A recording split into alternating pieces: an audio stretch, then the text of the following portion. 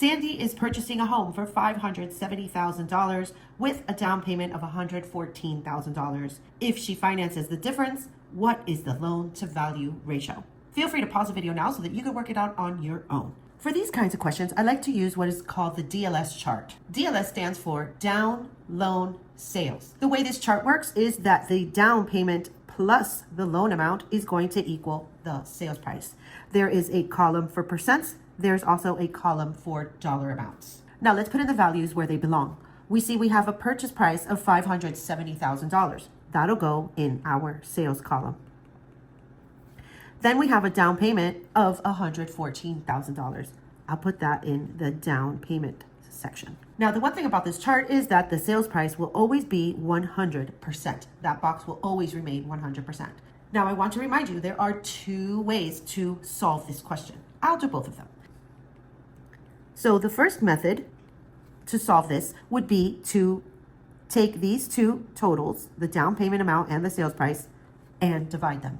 So if I do that, $114,000 divided by $570,000, that's going to equal 0.2.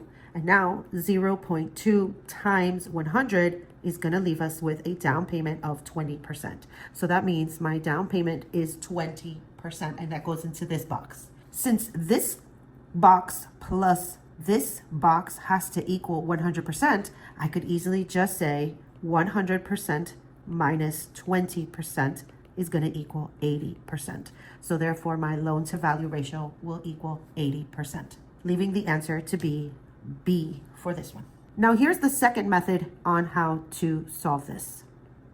Since these two have to add to equal 100, just like I did here, 100 minus 20%, I can now subtract these two amounts.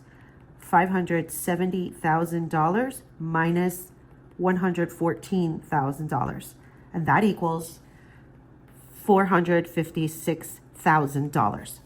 Now that we have the loan amount of $456,000, I can just divide these two amounts to get the loan to value ratio.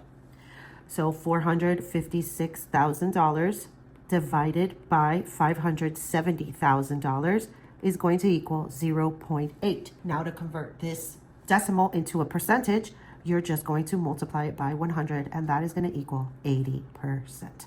So as you see, 80% one way, the other way as well, the same amount, leaving you with the answer of B. Let me know in the comments which method you prefer. Is it method 1 or method 2? Make sure to follow me for more real estate exam practice questions.